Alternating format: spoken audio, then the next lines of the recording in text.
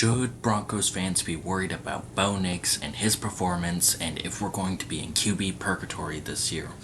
Let's get into it. I'm Zen and this is Broncos Buckham.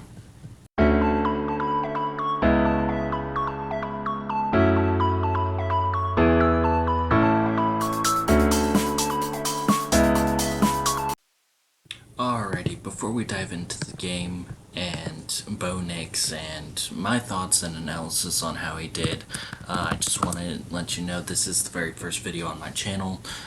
This is something I feel very passionate about, especially with being a lifelong Denver Broncos fan and an Oregon fan too, who just had his favorite QB go to his favorite NFL team.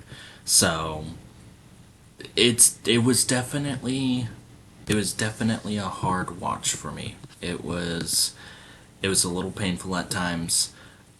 I know that Bo Nix can do better, but I don't believe that Nix was the problem in this game. So let's just talk about the situation that he was put into, okay? He's a rookie QB coming out of 61 starts in college with the highest completion percentage in college football history. And I think that a lot of us had this idea about Bo Nix that he was somehow going to blow up the NFL immediately, right away. And if anybody did believe that, I wouldn't blame you for that by any means, but I think that we needed to temper our expectations on Nix a lot. I mean, look at the situation that he was in. You go on the road in Seattle against Mike McDonald's defense, and you're forced to throw the ball 42 times. 42 times. Think about that. That's because our run game wasn't that's because our run game wasn't getting open, and there were no open lanes from our offensive line. It was a disaster on the ground. Our defense gave us some really good shots, and I do believe that Bo Nix made some critical mistakes in that game. And I still love the guy. Bo Nix is still my guy, but he does have things that he needs to clean up. He needs to adjust to the speed of the game. He needs to adjust to these new defenses. I mean, he went into Seattle and Mike McDonald threw a defensive scheme at him that he had never seen before, because they don't show these defenses in the preseason. But I do know something about Bo Nix is he is a very quick learner. He is a very quick processor. He's going to study that tape. He has been studying that tape since that game. He's been doing what he can to study it, to digest it, so that next time he's able to more effectively dissect defenses and not make those costly mistakes. He also has a feel of the real speed of an NFL game, too. So, these are all intangibles that won't show up on a stat sheet. These are all things that won't show up on the stat sheet. And his leadership ability, too. I mean, Bo Nix is a guy that will take a team and make it better just by being on the field. Coach Dan Lanning at Oregon said every time Bo Nix took the field for Oregon, he was saying it was like having another coach on the field that just happened to play for you. So that speaks to the type of character Bo Nix has. That speaks to the type of leadership quality he possesses. And I think that the proof, don't take Lanning's word for it, I think the proof was Bo Nix being named captain as a rookie, which hasn't happened since the 1960s for Denver. So I know that it was a tough game. I know that it was a tough game to watch, and I know that a lot of Broncos fans are not having that much hope for him right now. And I just want you all to take a breath, listen to what I'm about to say about the game, and make sure that you learn the facts of the situation and also what happened in the rest of the NFL week 1 so that we can get a little bit of perspective on the situation and how Nix actually did. So let's go ahead and look at the numbers for Nix, Jaden Daniels, and Caleb Williams. All right, so even with his mistakes, even with his missed balls, his 2 interceptions, I think they credited a couple of sacks on his record too. Even with all of this, and the offense not being able to click, and having to throw 42 balls in his debut game, Nix finished with a 61% completion percentage and 138 yards through the air, as well as a rushing touchdown. And how does that compare with the likes of Caleb Williams and Jaden Daniels? Caleb Williams, the golden boy of the NFL rookies, he had a 48.3% completion percentage and 98 yards through the air. And the Bears offense scored no points in that entire game. I say points, no touchdowns, sorry. Scored no touchdowns the entire game. Yes, the Bears still won, but it was most definitely not because of Caleb Williams. And if you look at Caleb Williams, I didn't personally watch that Bears game. I was interested to, but I ended up not watching it. I caught some replay of the game and some other analysis of the game, and Caleb Williams looked very shaken. He looked very scared, honestly. And you can say the same thing about Bo Nix, too. Because they're both rookies. They're going against brand new defenses, and you've got these big ass dudes barreling towards you, and you've got very little time to get the ball out and to process where the ball's going. And so it's scary for a rookie, regardless of how much college experience you have, regardless of how many times you played, or even how much time you played in the preseason. It's scary for a rookie. So that's not to discredit Caleb Williams. I think Caleb Williams is going to be a good QB, maybe even a great QB in the league. We're just going to have to see how he shakes out. I mean, I watched Caleb Williams by virtue of being an Oregon fan. I watched Caleb Williams in the Pac-12 just to keep tabs of the conference and what was shaking up in the conference, and he had his moments. I'm going to have a hot take here.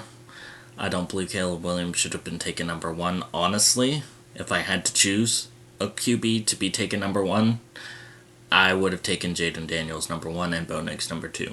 And that's not because I'm biased against Nix, or biased towards Nix. It's just what I saw on the field and the stat numbers from college. But that's neither here nor there. Let's move on to Jaden Daniels and his week 1 performance, which was by far the best performance of the rookies. He completed 70.8% of his passes for 184 yards through the air, though he didn't have any passing touchdowns like the other rookies. And the Commanders lost that game. So that should put in a little bit of perspective for you too. We lost, but they lost it by more, and their QB performed better than ours. So that should put into perspective that the QB is not the problem in every case.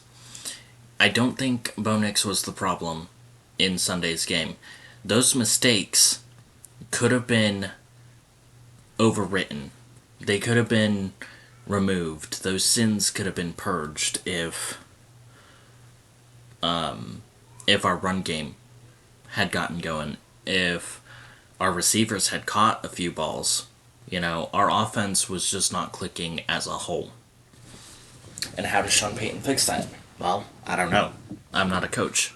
I don't get paid to coach the team or say what should or shouldn't be done, but I do have a couple of suggestions for Coach Payton.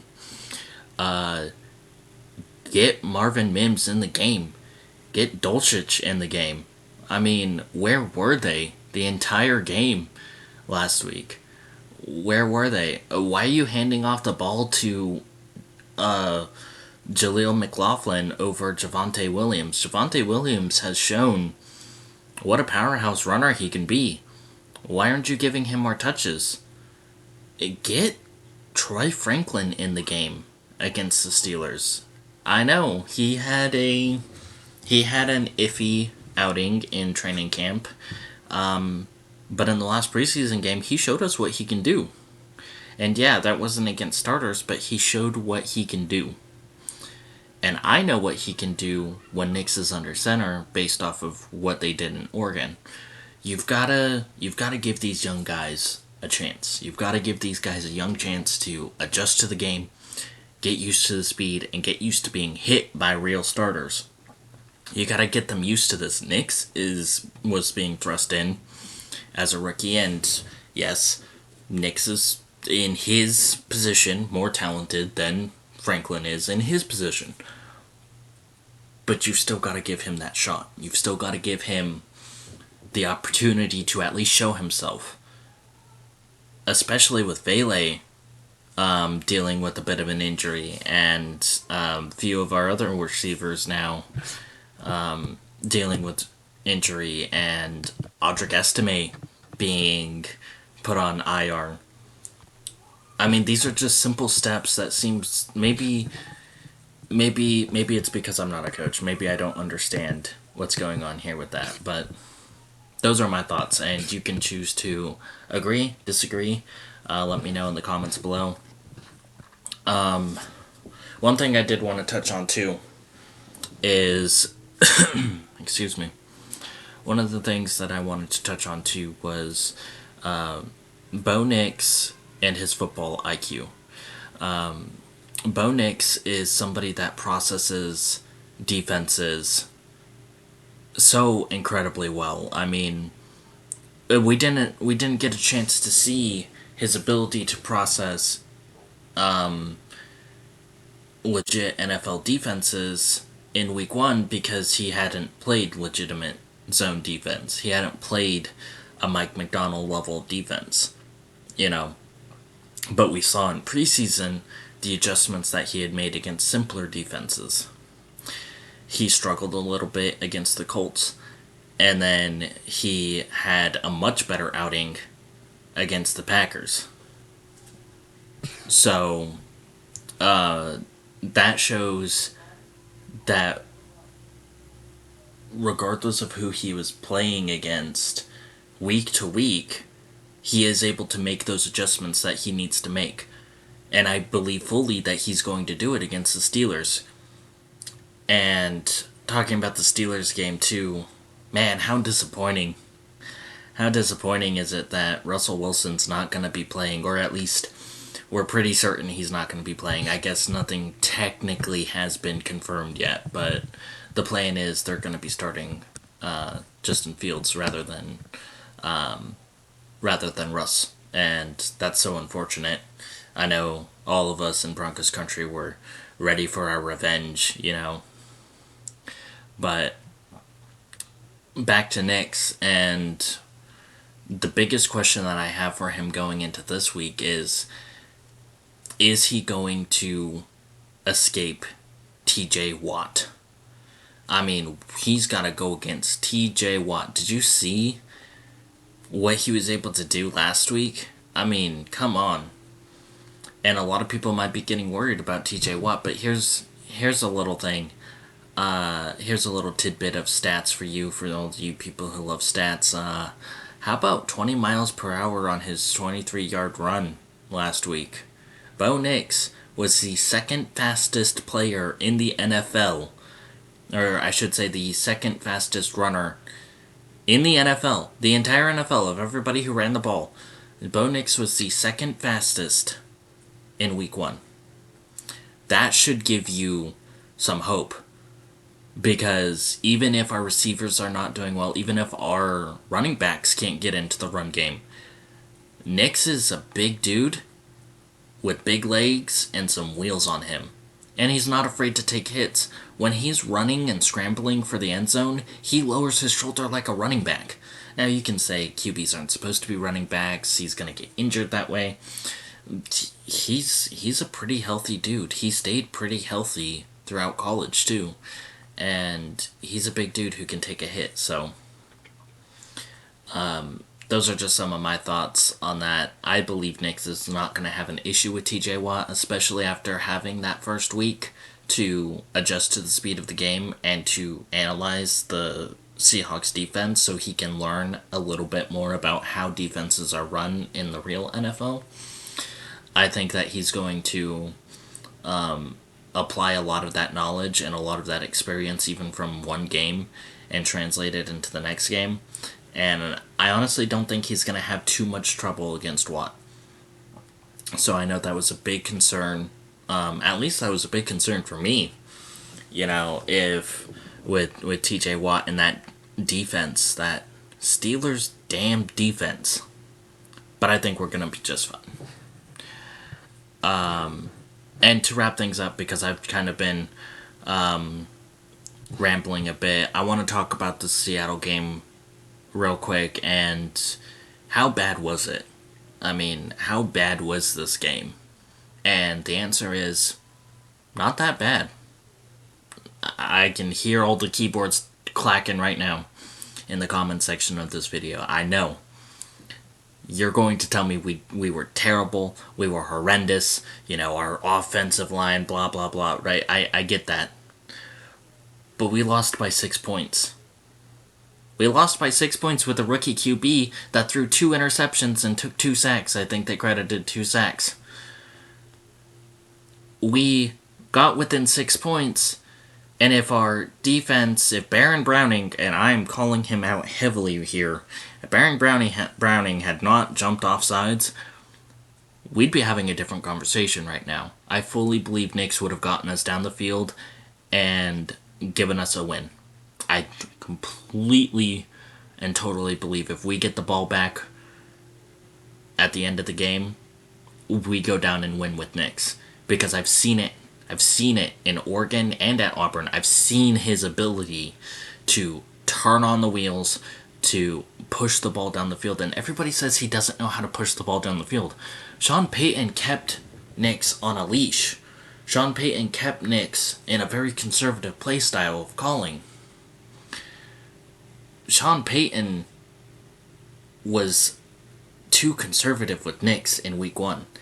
But he let off the leash a bit in the 2-minute drill that led to a rushing touchdown from Nix.